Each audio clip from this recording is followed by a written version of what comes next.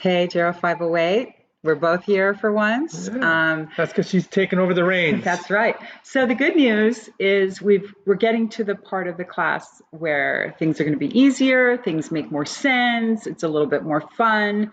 You made it through the hard part, so congrats. And I know the science and the neuroscience is very, very difficult. So do not beat yourself up if you've struggled a little bit in the first half of the class. You're going to be fine. And it's all going to come together. It's all going to make sense. And I think you're really going to enjoy the second half of the class. Yeah, I mean, and now as you're looking through, like, we did the gut microbiome this week, and we're going to look at sociality, and we're going to go through meditation. We're going to exercise and music.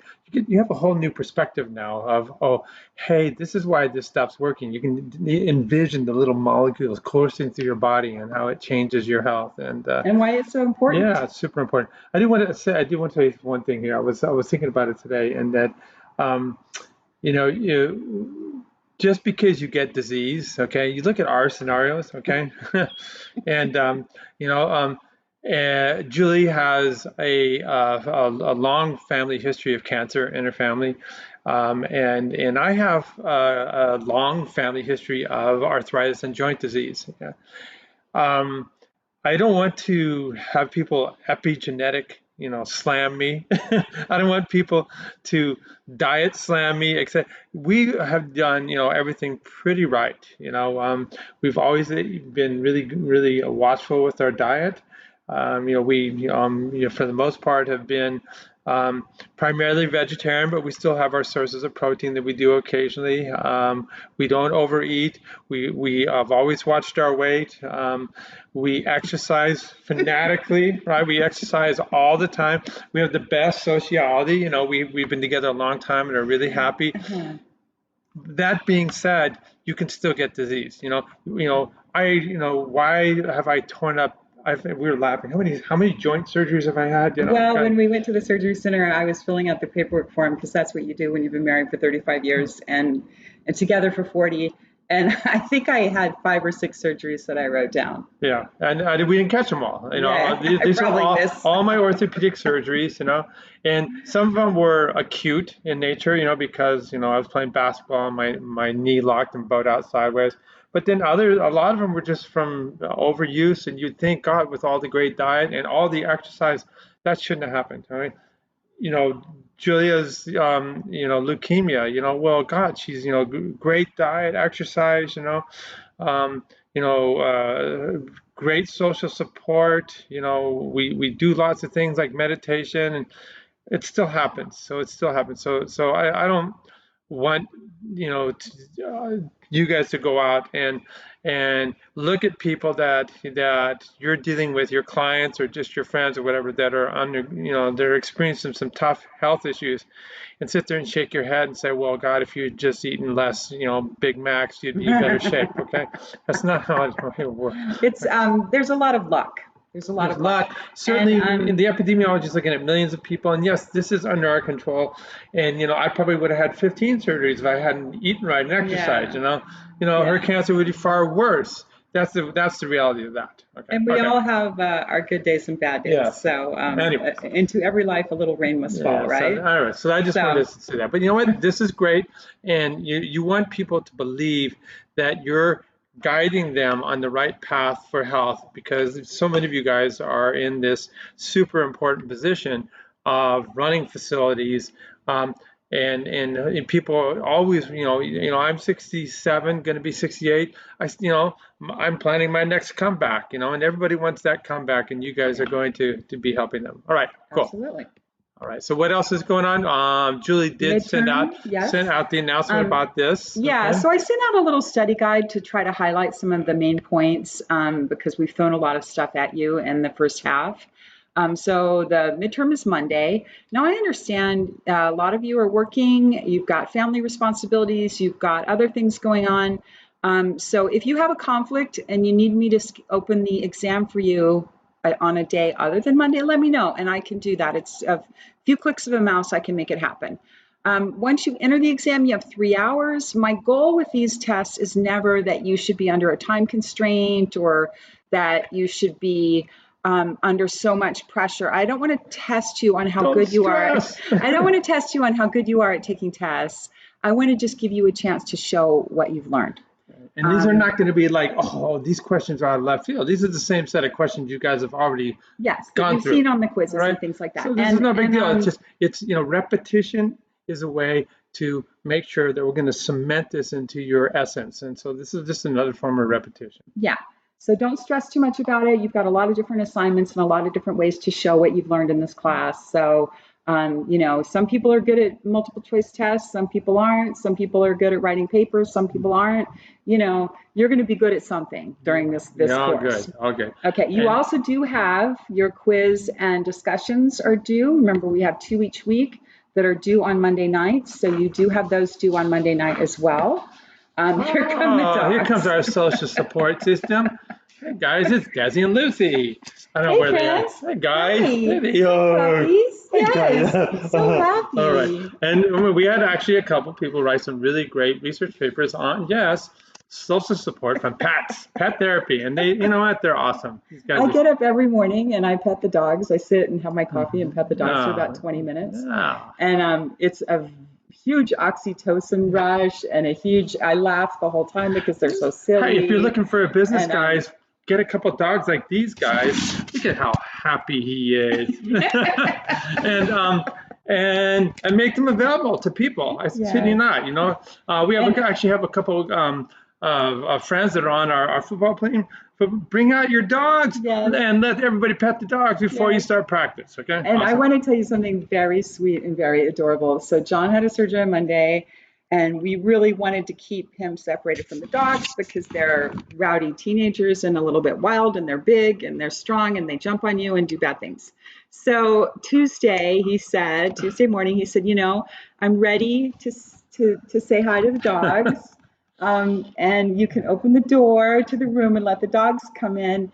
And instead of coming in like a ton of wild elephants, these guys are teenage German Shorthair pointers. They're out of their minds. They came tiptoeing in so delicately, and then they kind of came over to him and just like very delicately smelled him, and then they were very sweet. You know what? Dogs have this incredible sense of smell, and they could smell the injury oozing out of my 4 incisions. I'm very proud of my dogs for being good. So anyway, let's get into the actual material. Right. Very cool. So I do have this week we're going to talk about sociality. I do have a PowerPoint that I've loaded that we're going to go over right now. To help me stay organized and to give you a study tool. And the PowerPoint will guide you through what we've posted through here. Okay, guys? All right, so let's just go to the PowerPoint. Yeah. Is that good? And so the way I'm going to talk about things in the PowerPoint may or may not follow the order of what we have on Blackboard, but and I have some extra stuff I've thrown in just to kind of give you some background and context and to give you information about kind of what the thought leaders in the U.S. are thinking about sociality and loneliness. And just to show you how quickly you can learn things, I'm right-handed, and I'm sitting here. I'm doing all this one-handed with my left-handed. She's talking. So he's my audio-visual guy. So you can do it. It's amazing how quickly the human brain adapts. Yes, John's always been a little bit ambidextrous. So so this is my lefty. Nice. I do weird things. I surf left-handed, and I play billiards or pool left-handed. I think you snowboarded left-handed. I snowboarded left-handed. Yeah. So he does a lot of sports left-handed. Okay. So anyway, when we talk about sociality and loneliness, there's a lot of literature that talks about the importance of social connection to good health. And there's a lot of literature that talks about the negative impact that loneliness has on your health. Now, at the same time, I don't want people to freak out. We've all just been through a couple of years of pandemic where many of us were socially isolated. Being alone is not the same thing as being lonely. And it's fine if you were like me during the pandemic. I was like, hey, I like to cook. I like to read books. I like to hang out with my dogs. I like to go in the garden. I like to watch shows with my family on TV. So I was like, hey, this isn't as bad as it could be for me. Now, John suffered terribly during the pandemic. My brain was exploding. So I'm on the extreme end of introversion, and he's on the extreme end of extroversion. Oh. And so it was really, really hard for him because I always get together with my friends, and I've been connected. I have a lineage of connection. I have best buddies that we hang out with that I met in junior high and high school, and we're still best buddies, and we still hang out. I have my surfing bros down there. And I was missing it. So. Yeah. So the point is that being alone isn't necessarily negative.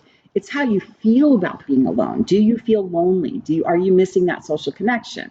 So I have this graphic that shows a lot of what the risks are associated with loneliness. And the big thing that we hear a lot is that loneliness is as dangerous as smoking 15 cigarettes a day. It's as dangerous as drinking maybe 6 alcoholic drinks a day. It's as dangerous as living in a place with a lot of air pollution, more dangerous actually. So there's a graph that I've seen in the Health and Human Services federal website that shows all of these other factors that we really worry about. Smoking cigarettes, drinking, living in a place with air pollution. And then it shows loneliness being much, much more impactful and dangerous to your health. So it has a huge impact on your physical and mental health. It increases your risk for older people of dementia. It's very, very common among older people, particularly during the pandemic and post-pandemic. And as you get older, you're more likely to be. Our dogs are playing in the background. Crazy stuff outside. That's fine. As you get older, you're more likely to be socially isolated. You're more likely to have health issues that might keep you from leaving your home. You may be out of touch with your family. Maybe your family and friends have all died off if you live long enough. You're more likely, if you're older, to be low income. One of my law school professors used to say, rich people get better stuff, okay? So people who have less income are going to be less likely to get out of their homes. They're going to be less likely to have people who come into their homes to care for them for money. And so they're going to be more socially isolated. And so we've got all of these issues that correlate loneliness and isolation with poor health outcomes. And that's why we care about it. Let's relate it back to everything you've learned in this class. All right. So, somebody like me, if I'm experiencing loneliness because I'm not able to connect, then I start feeling depressed. And what happens when you then have the network going in your brain where your prefrontal cortex is not operating correctly, and then next you know, my amygdala starts to fire, and I'm starting to release cortisol. Okay, and then it has that trajectory all throughout your body, and it causes significant problems in your health. Okay, so it relates back to everything we've talked about. Lonely people also are much less likely to have a really proper diet as well. Sure. Yeah. One thing, and the flip side is true. Oh my gosh, the dog. Oh, he's playing in his water ball. He plays in his water ball. Anyway, sorry. He's gonna bring it inside. The flip side is true too. So being socially connected means, let's say you have a bad day. So sometimes I'll come home and I'll say, John, this was not my best day lecturing. I just had one of those days where the words weren't flowing and I was just saying stuff that just was stupid and I'm embarrassed. And then John will say to me, oh, I have those days too. Don't worry. Probably nobody noticed. And so having that friend that you can talk to, that you can say, oh, this happened to me today at work and I'm humiliated, embarrassed, and I feel like I'm a failure. And then your friend's like, don't worry about it. That happens to everybody. Then your stress goes away, your stress melts away. So that's kind of cool. And here's a little insight to public speaking, which is what we do in terms of teaching. Your audience has no idea that you forgot to say something. Yeah. Your audience is sitting there captivated by you. You think you're doing a crappy job, but your audience is going, hey, this is awesome. So we tend to beat ourselves up a little too much in that. Okay. So how do I make this? It's not going. It's okay. Don't worry about it. It's like this. Okay, so we included on Blackboard this announcement that the Surgeon General, the United States Surgeon General, who's an important person in the Department of Health and Human Services, recently at the beginning of May, talked about this epidemic of loneliness in our country, and not just how it affects older people, but a lot of different people who are at risk, and young people, older people, people that are in the LGBTQ plus community. So a lot of different people that we need to be worried about, and how we can deal with this epidemic of loneliness. So you can go to the next slide. So I took a screenshot of the report. It's 83 pages long. Oh, man. You guys don't have time to read this, but it's there, and I want you to know it's there in case a month from now or 6 months from now, you're thinking about loneliness and isolation, and you think, oh, I wish I had access to some really cool detailed resource that the federal government just put out in, for example, May 2023. There's a link to it. And look, it reiterates everything we were just talking about. Yeah, and right? so they did have some cool graphics in this report. They talk about social connection and this biological, psychological, and behavioral impact that it has. So the biology they talk about, being lonely and socially isolated and how that impacts your stress hormones, how it can cause inflammation, how it can impact gene expression, which we've learned through epigenetics. And then they talk about psychology and how if you are lonely, you may lack meaning and purpose in your life. You may experience stress and be less resilient. You may be less able to kind of shake off stressful situations. And this psychology is what is tipping the scale on this biology. Yes, and you may feel less hopeful. You may feel less safe. You may have all these issues. And then in terms of behaviors, if you're socially isolated, you may be less likely to be physically active. You may be less likely to have good nutrition. When I first got my own apartment by myself, I cooked these elaborate meals for a while, and then after a while, I was like, screw it. I was in college, and I'm eating cup noodles and drinking Diet Coke, and it was not a good meal plan. But I was just like, I'm just going to do what's easy and cheap, and just just to part of growing up too. So your nutrition may not be as good if you don't have to cook for someone else or someone else isn't cooking for you. Yeah. Your sleep may not be as restful. You may be more likely to smoke because you're bored.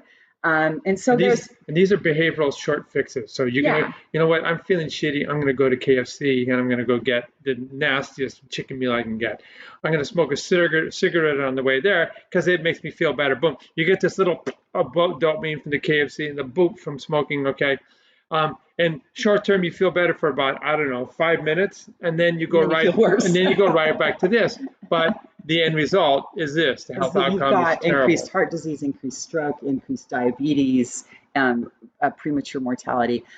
Treatment. Now, I am the first person who will admit that when I am sick and not feeling well, I am irrational. John many times has said, we need to go to urgent care. We need to go to the doctor. You need to email your doctor. We need to go get. There's Lucy. Lucy also urges me to get good medical care. That was Desi before, and this is Lucy. All right, Desi and Lucy. And for you guys most of you guys that don't know the background, the backstory, it was from the Lucy show before I was even much of an adult. Lucy is my queen. When I was a kid. Lucy is my queen. She's very, very regal. And my other dog is nicknamed Puppy Love because he loves everything. Desi and Lucy were the married couple in the Lucy show back in the 60s, maybe? Yes. Yeah. So this is a screenshot from this 83-page report because they try to boil everything down. I love that they come up with the 6 pillars of social connection and how we can achieve more easily, how we can improve social connection in the US or in anywhere. So making sure we've got good social infrastructure in our local communities. So have senior centers, have classes that young people can take, have activities that people can get engaged with. Make sure you have pro-social connection public policies. We have a thing in the summertime around here where we have a free trolley that will pick you up and provide transportation. So you can actually go from like San Clemente all the way into Laguna Beach on a free trolley and go around town and stuff like that. So people who don't have cars or people that don't have reliable transportation now can go out into the community and do stuff. It's because it's an affluent community. Yeah. Although the property taxes are enormous because houses cost so much. Yeah. And then those taxes go into the city of Laguna Beach. And so they have a ton of money and they do stuff like this. You don't see this kind of stuff in Santa Ana. Yeah. So mobilize the health sector. So I think that this is gradually changing. I'm starting to see with my doctors that every time I go in, they will ask questions. They'll do like a mental health depression check. So we are, I think, probably because they can bill the health insurance companies. It's all about the money. But that is starting to be incorporated within the last, say, 12 months in the health sector. But we've got to make sure that our health practitioners are trained to be alert and aware of when someone is socially isolated. and understand the impact that has on their health. And you have to, you've got to be a squeaky wheel, and it's okay. Don't be ashamed to say, hey, I don't feel good because, three members of my family died recently. Yes. My friends moved out of town. Yeah. Suddenly, what do you know? Ask people, find out what, through this networking, what is available. Yeah. Number 4 is reform digital environments. We're seeing some blame being placed on technology and iPhones and apps and things like that. Now, I always have my phone, but you know what I've done recently in the last year or so? When I go to walk the dogs, I leave my phone at home because otherwise I'm getting texts and messages and I have to keep stopping and checking. Not that we go out to dinner hardly ever, but when we do go out to eat, I leave my phone at home because otherwise I know my weakness. I'll be checking my phone. What's going on? What's that message? Blah blah blah. And I try not to have it at the dinner table because we usually have a family meal every night at home, and so we've got to get control of our digital addictions. I think a little people bit. sadly, there's a lot of envy and wanting because people post stuff to make themselves look so glamorous, and it's just, I was thinking about it. I'm not as into my phone. I'm not a big Instagram person, but there's a whole psychology behind that. There's studies looking at the likes, and I was thinking, in my world, I'm not looking for a million likes and hearts and stuff like that, but I'm really looking for, like, riding a wave and kicking out of the wave and having all my friends going, oh gee, woo, so, that was my likes, and we've kind of, our society's eroded from that a little bit. I think we It's can go gotten back. kind of weird. So number 5 is deepen our knowledge. Let's do research on social connection and isolation and figure out what we need to do to improve social connection and decrease isolation among all people in our communities. And then number 6 is build a culture of connection.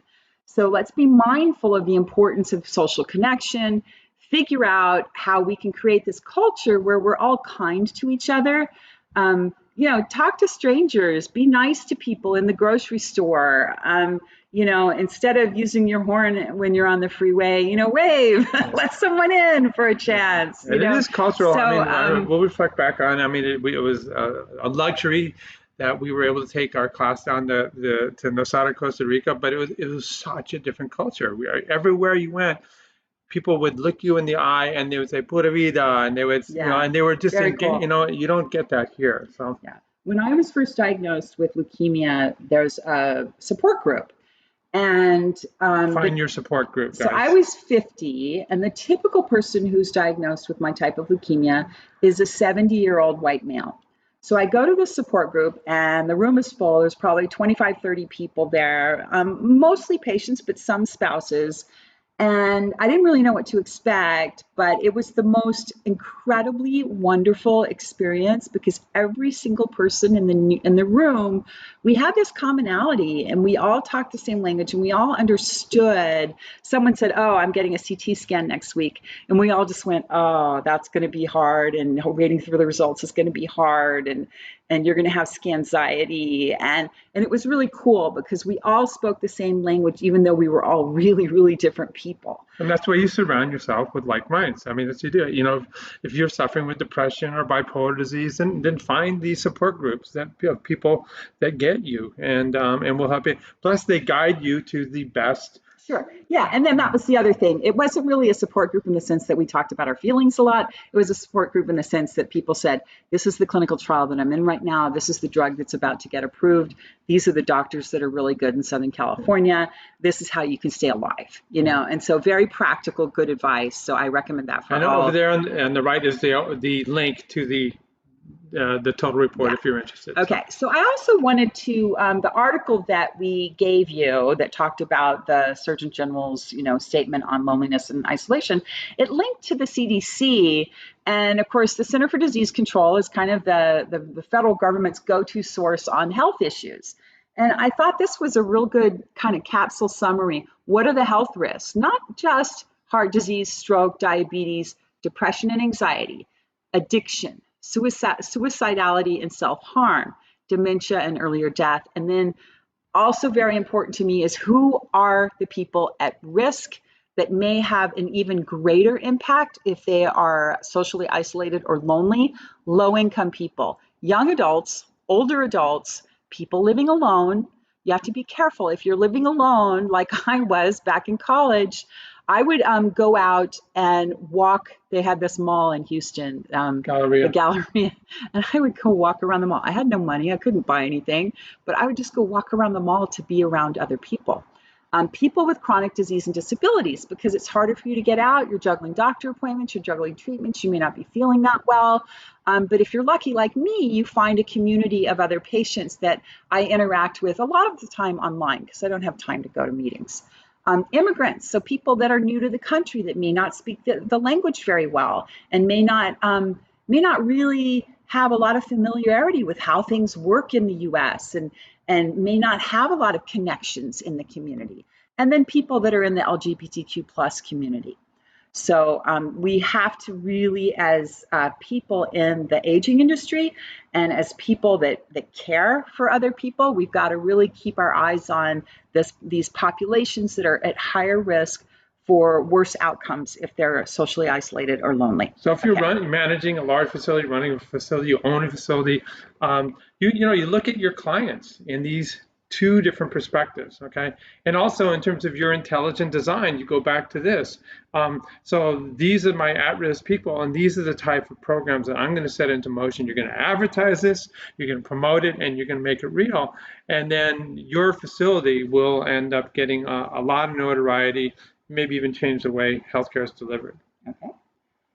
Now, so we had this really cool TEDx talk that's very, very famous. It's in Blackboard. It's one of the 10 most watched TEDx talks of all time. And it's about these studies that have been ongoing at Harvard called the Grant and the Gluck studies since 1939. So when they started out, they had two what we call cohorts or groups of people. One was Harvard students. So, uh-oh. Who is it? That's my stepmom, but I can't take it right now. Sorry. Anyway, I will call her back. Okay, I promise. Awesome. Anyway, I will turn this volume down. Okay, sorry. I'm not multitasking well at all. So anyway, one group was Harvard students. So this is 1939. They're all white guys. They're all wealthy white guys. Okay. And then the other group was people from the inner city of Boston, low socioeconomic families, primarily also white guys, okay? All men. Irish white guys. Yeah, Irish white guys. All men, all white. So that was a weakness of the study. But you could compare the two and you realize you have one independent variable, and that is educational status and socioeconomic Exactly. status. So the beauty of this study, though, is that it's been ongoing now for 80 years. Yeah. And they've managed to keep this study going. So these original people that were in the study that were freshmen or sophomores at Harvard, or maybe 18, 19, 20-year-old men in poor families, many of those people are now deceased. However, you get to sample the same person over so they and sample over the same again. person over time, and that's called in aging vernacular. That's called a longitudinal study, which is great. Really amazing. The other type is you just look at a group of people and never see them again, and then 10 years down the line, you look at another group of people. That's called a cross-sectional. So this is a hard study to do because you have to stay in contact with all these people. So what they did, though, is eventually they opened the study to their spouses.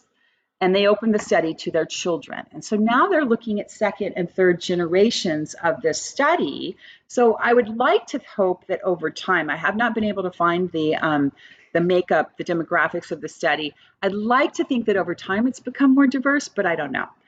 But the big finding of this study is relationships are important. And before you panic and you say, well, maybe I don't have enough friends, It's not how many friends you have, it's the quality of the relationships that you have. So in a follow-up video that's posted on their website, the person who's the director of the study said, if you wake up in the middle of the night and you're scared or you're sick, do you have someone that you can call? And if the answer is yes, I have someone that would have my back, and I know I could wake John up. And we frequently do wake each other up in the middle of the night, and we're having that. I was last night. I was sleeping wrong with the shoulder, and I was moaning. Uh, So, or I know I have my two sons who are perfect and walk on water and are amazing. And I if know I anybody's have hiring, by the way. I have John's brother. John's brother's 70. I've known him for 40 years. He's an amazing person. If I called him at 2 in the morning, he would be at my house. It's a 30-minute drive. He would be at my house in 32 minutes. Yeah. I know I could count on him. And we have some neighbors And our too that I friends, think, you know, the and we have Palancos friends. Yeah. and Jim So Newkirk I and feel all very these people. blessed in that sense. So if you have one person that if you wake up in the middle of the night and you're sick or scared that you can call that person, then you have a connection that's really valuable. You know what? And it's use it or lose it, just like plasticity in the brain and learning and memory and muscle strength. You need to nurture those connections. So Absolutely. you need to give people a call. Okay. So we have to exercise our sociality skills just like we make time to, exercise and I walk the dogs and maybe I swim or you might lift weights or, whatever it is that you're doing to stay fit physically, you need to stay fit from a social standpoint. So if you have a really good friend that you haven't reached out to recently, call that person. If you really love your parents but you haven't really connected with them lately, call them, or your grandparents, or that aunt and uncle that really means a lot to you. Make time. Go And get coffee. Go get a beer yeah, if you can. You know. and if you're introverted like me, I have a lot of purposeful social activities. So I'm in a book club. So once a month, I know I have my book club and it's going to be, the same people for 25 years. We've been in this book club together. I have another group of friends that I have done volunteer work with and we get together to celebrate birthdays. So that's probably more like 4 times a year, and so I have these different groups of people that are kind of purposeful where I don't have to set anything up. It just kind of happens automatically.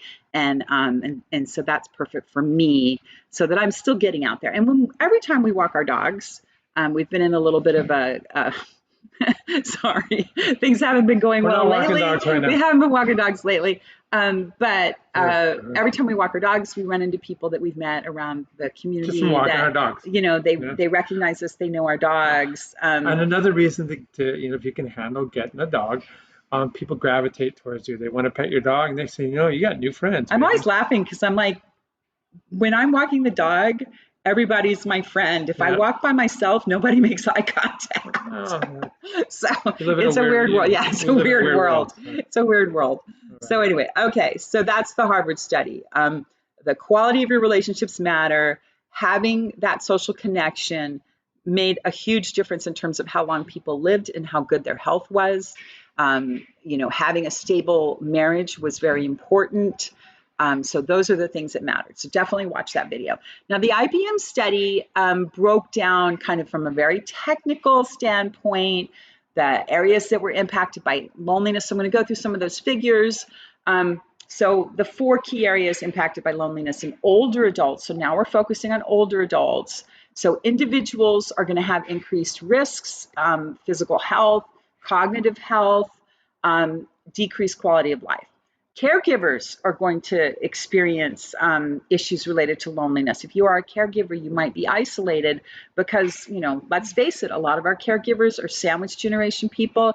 They're working full time. They have children of their own. They're taking care of parents or other relatives. And you start neglecting your friends and relationships because you don't have time. And so they just don't have time.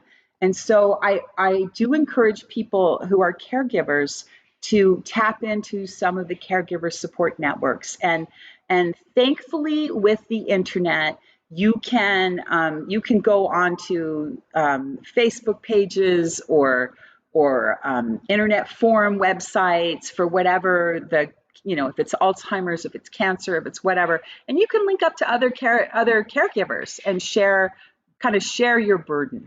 The medical system is burdened by loneliness in older adults because there is I think a perception that sometimes when adults are lonely, they will seek out medical care just because they're going to get out of the house and get to talk to someone. But we also have to be very careful that healthcare providers don't disregard these people. Yes, you're lonely and you're coming in and it seems like you don't really have a serious problem, but I still need to do a thorough workup. And then in terms of the society in general, when our older population is isolated and socially unconnected, it's really just a societal negative.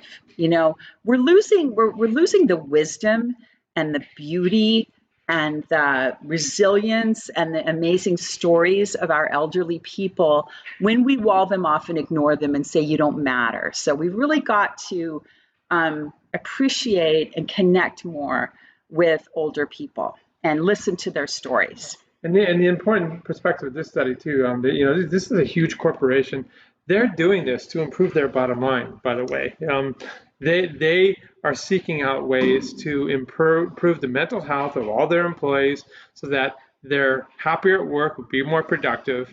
This is an S&P 500 company worth billions and billions of dollars, and you see this over and over again. You see Kaiser Permanente advertising about this because it is a way to intervene to improve the overall well-being of your company. Okay. And so this is an area that the IBM study talked about, individual versus societal. What are the things that contribute to loneliness and a sense of loss for older adults who are experiencing loneliness? So again, you're lonely. You may have this physical and cognitive decline. You're lonely, and it may be due to the fact that your family and friends have moved away or died. And when John's mother lived to be 95, all of her friends were gone. All of her family members were gone, except for her three sons. And so she had to make new friends, but she was really active in her church. So she made a whole bunch of new friends that were 70. They were 25 years younger than her, and they used to go out and do stuff together. Your professional identity may be a loss. So people who, one risk point I would urge you to think about when people retire, particularly if they did not have a lot of hobbies or activities or friends outside of work, suddenly you've retired and you've lost that professional identity. You no longer can say, well, I'm a doctor, or I'm a physical therapist, or I'm an engineer. It's just, oh, I'm retired. And sometimes people don't think ahead, and sometimes people don't make the effort to stay connected with their professional connections. So everybody go out and put your LinkedIn page together and make sure you're linked up to everybody so that you'll still be connected after you retire. And then the other societal things that we look at is, how are older people portrayed in the media and in the marketplace?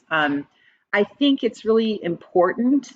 There's a lot of humor directed at boomers right now. There's also a lot of humor directed at Gen X and millennials, and et cetera. But there's a lot of humor directed at boomers. Some of it's not very nice. It's usually, there's a guy that I follow on Instagram. It's very funny. He has the reactions of different generations who are working from home when something happens. And he always portrays the boomer is like not being able to type and not being able to turn his camera on in the computer and blah, blah, blah. But, it's painful at a certain point. Lacking purpose. Once you get a little bit older, if you're not working anymore, you may lack purpose, but people can volunteer and re-engage in the community and feeling like you've lost your value to society. I think it's really important that we do not define people by what they do. If you're Michael Jordan, when you stopped playing basketball, you were still Michael frickin' Jordan, okay? You had value to the world. Serena Williams doesn't play tennis anymore, but she's a brilliant she's a brilliant creative woman who's a wife and a mom and a sister. She has tremendous value to the world beyond hitting a little ball across the net.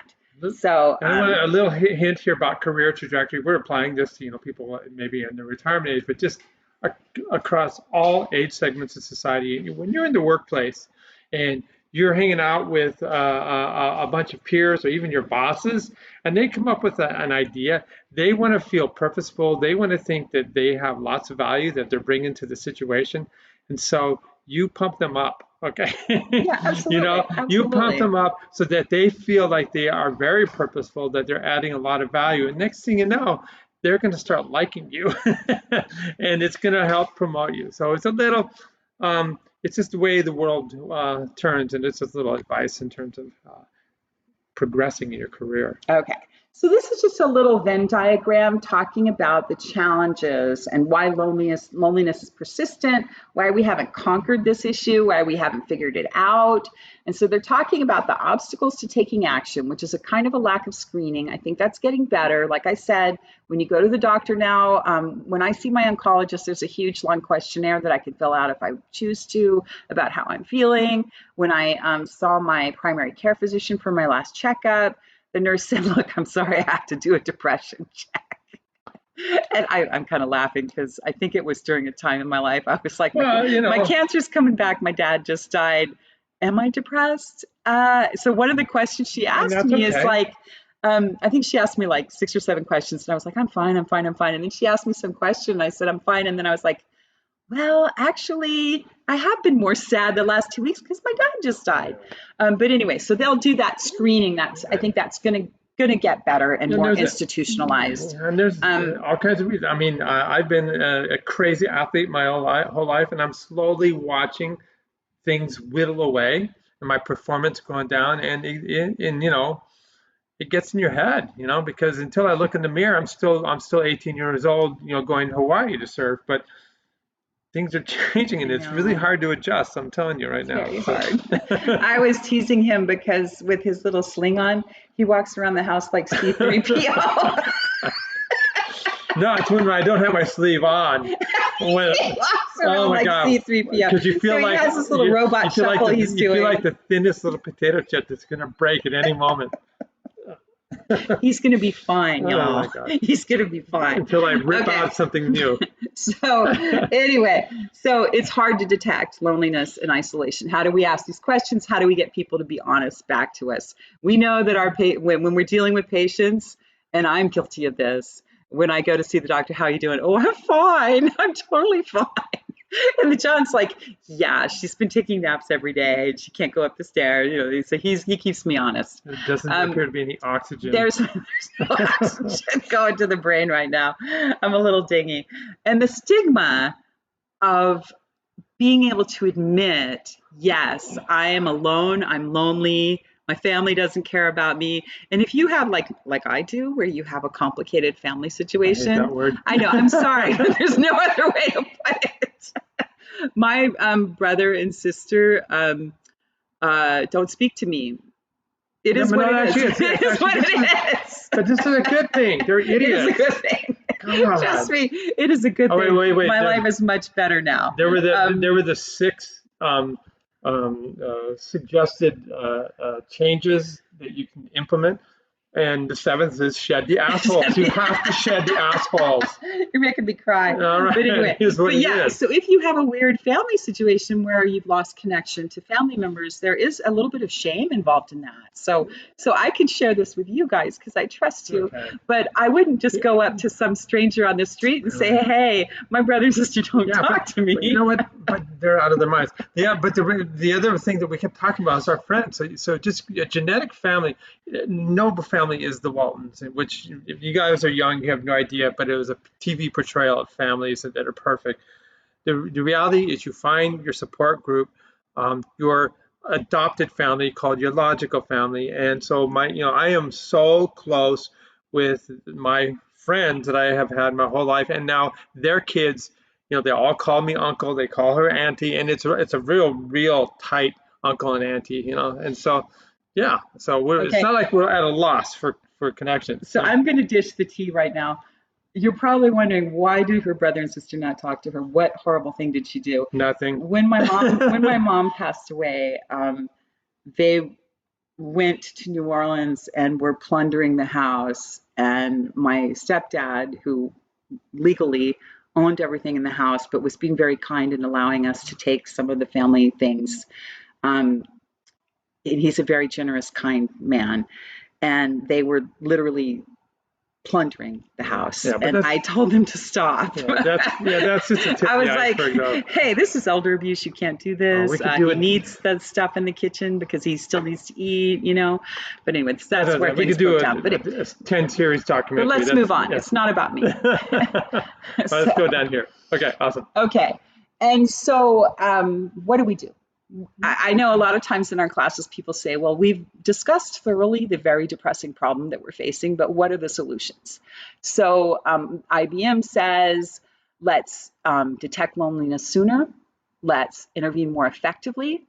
Let's create a new kind of village. So build communities that are easy for people, whether you are an older person or a younger person or LGBTQ plus, so that it's easier for you to get out and about and interact. I was just watching a little documentary show on YouTube yesterday. It's about a place called The Villages. Speaking of the village, in Florida, 55 and older, a housing complex that has 140,000 people in it, and it looks unbelievable. So, got to have money for this, but still. Create opportunities for people to be socially connected later in life. So, provide free Uber rides, provide transportation is really, really important. Self-driving cars might be helpful down the road. I am a big believer that when people are getting close to retirement age, we go from working 40 hours a week to 0 hours a week. What we really should be doing is a step transition. So 40 hours a week this year, 30 hours a week next year, 20 hours a week the year after that. Don't go from 100 to nothing. So allow flexible work schedules. Let's keep some of these older people in the workforce, part-time, working, maybe certain months out of the year or certain hours per week. Make sure we're building age-friendly communities. Okay, you can move on. Awesome. I was petting the dog, see? I was calming myself, reducing my cortisol right there. So we have this article about the implications of loneliness. And I thought I clipped two things that I thought were interesting about the article. They talked about buffering measures. So that's just things that you can do that are adaptive, that can be adaptive in a positive way or adaptive in a negative way. So if you're lonely and you're stressed out and you're trying to deal with your stress, laughing is a really good thing. We laugh together all day long, every day. And, we'll just be giggling about stuff. And that is one of the best things about Dr. Walsh, because he makes me laugh. There you go. Dr. Walsh. I'm always walking around the house saying, help, I need a doctor, I need a doctor. Yeah, I'm one of those fake ones, PhD. So anyway, using humor. The other thing I say to John is don't forget to breathe. Remember, when you're stressed, your body tenses up and you start breathing more and more shallow. Got to get some air in the body, got to get some air to the brain.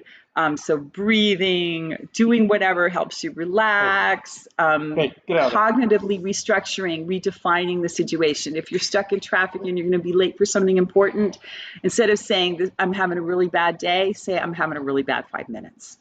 And so then there's the bad ways you can adapt, doing recreational drugs, alcohol, skipping work, skipping school, smoking, try to do things that are going to lift you up and make you better and healthier, not things that are going to, at the end of the day, make you regulate it. There's the Blue Zone mantra is wine at 5, but just don't do 10 glasses of wine at 5, so that's Okay, and then I thought this was fascinating. Perceived social support is really good for stress. When I was first diagnosed with cancer, my mom, bless her heart, she was the best person on the planet. I loved her and still do. She's gone, but I still love her so much. The dog is doing annoying things. Anyway, she said to me, if you need me, I'm on the next plane out. I will be there for you. And in my head, logically, I knew she had a full plate. My stepdad has disabilities. She herself was getting older. It's expensive to fly from New Orleans to California. It's not that easy. But I was my stress level went from here to just gone, because I had 2 young children at the time when I was diagnosed, and I was really, really scared about how my condition, my cancer, was going to impact my kids. Per the Obama video. And the fact that my mom was like, don't worry, I got you. I will be here, was magical for me. And I will always remember and always be really grateful for what she did. Are we done with that one? No. Okay. Ironically, what the article said is that if you're getting high levels of actual support, it's bad for your stress. Really? And when one of my sons was in, I'm going to tell another personal story.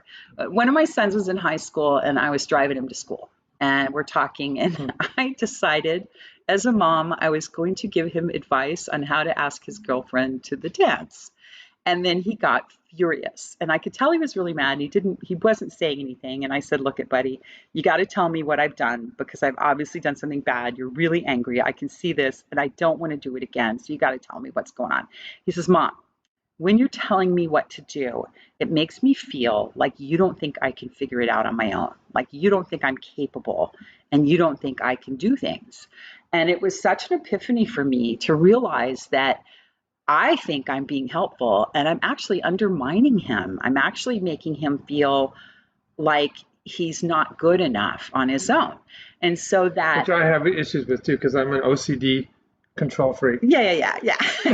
We continue to struggle. Yeah. However, that high levels of actual support. So sometimes with older people, sometimes with people who are your children or whatever, sometimes you have to back off and you have to ask them, hey, what do you need from me? What can I do for you? There goes the dog. Oh, there must be a bird outside. Okay. And so everything in moderation. And so, so we need to be careful not to smother people.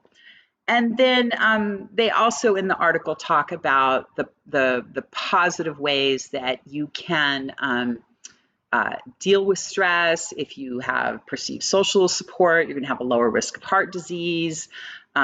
Perceived social support gives you oxytocin release, reduced cortisol. So you have these really great effects on the body. Oxytocin shrinks the amygdala, didn't tell you that, and makes the prefrontal cortex grow. So this has all been shown really biologically. Which is really good. Okay, so I think, do we have one more? Yes, we do. At least one more. There it is. Okay. And so this is from the National Institute on Aging, NIH. They have a whole website. I'm giving you a link just about, so what do we do to stay connected? So try to make a schedule. So if you're that kind of person, you can say, hey, I've been saying to John recently, we need to get together with his oldest brother more often. He's a super cool guy. He lives up in Brea. We both are busy, and I'm just like, hey, we should just set up like the first Saturday of every month or the first Sunday of every month, we should get together and alternate. We drive up there, he comes down here, because it's important and time's going by and we're all getting older. And he's such a good person. So we should spend time with him. Start a hobby. Restart an old hobby. If there's something that you used to love to do and you've gotten out of it, maybe you used to play golf and you don't anymore, whatever. Take a class. So I think education and getting older people cognitively engaged is really important, but this helps with anybody. If there's something that you're interested in, you can go take a class, and then now all of a sudden you're in this room with other people that have things in common with you, and you can have that bond. I was thinking right now, the kind of example of that is a friend of mine, my age, 67. His name is Kevin Caldwell, and he just found he couldn't do surfing anymore. So then he became more immersed in being the photographer of surfing, and he really got into professional athletic photography. He shoots photos on the sidelines at all the UCLA football games, So he can't play football right now because he's too old, but he can certainly be immersed in it by doing the artistic side of it. Yeah. Volunteering. There's a million things you can do. There's a website called Volunteer Match. I think it's volunteermatch.org. And you can look up in your area opportunities to volunteer online, in person, you can check, is it with children? Is it with the elderly? Is it with people with disabilities? Is it with animals? There's a million volunteer opportunities out there. And I do think that connecting older people to their communities gives them a sense of purpose, gives them social connection, gives them time to spend with other people of like mind, and it gives them meaning in their lives. And then my favorite, adopt a pet. If you are able to care for them. Here they come. Hi, guys. There we go. They're a lot. And we, No. And we, so they were rescues. They were 1.5 years old. And they're maybe 2 now, and get away from me. In my area, there's a new thing I've been seeing advertised on social media. where they say if you're an older person or you're someone who would like to foster an animal, let's say you don't have the financial or physical capacity to take care of to adopt a pet and have a pet long term, this group will pay all of the expenses and let you foster a pet so that you have something short term. And then if you are having health issues or you're in the hospital or whatever and you can't care for that animal, you've got a safety net. And I think that's really fabulous. So it's a way of getting pet therapy into the hands of people that might need it. Yes, I am a good boy. I'm a very good boy. And this is a business opportunity, my friends. yeah. When you're doing home health aid and you're helping out people, if people are pet lovers, then that's something that you can just do as an add-on. Yeah. So that's all I have. Awesome. You did a great job. I hope you were able to follow my She did great. my oxygen deprived brain today. No. And so, I mean, the PowerPoint she I did upload provided it. Yes. is Yes. uploaded. This lecture is supportive of everything here. These resources are involved. You get out of it what you want to get out of it. And then from what we've talked about, now you're going to have a great discussion. And by the way, we read every discussion. If you go into your grade book and you click on the number in the grade book, you'll see that we are entering comments on every discussion. We look at your comments on your friends' discussion. It's amazing. Like I said, you guys, it's where the students have become teachers, and we learn so much from you, and it's amazing. So, yeah, and we really get to know our students. yeah. Even though you're online, I get to know you. And if you come back a year or 2 or 3 years from now and you need a letter of recommendation because you're applying to a different school, or you need a letter of reference for a job or something like that, or I've had students ask me for letters for their visa applications, I can go back and look at the class and read what you've written and really know who you are as a person. So thank you for sharing everything with us, and thank you for being such a great class. Very cool. All right, peace. Have a good week, and we'll be sending out more reminders, guys. Take care. You're ready.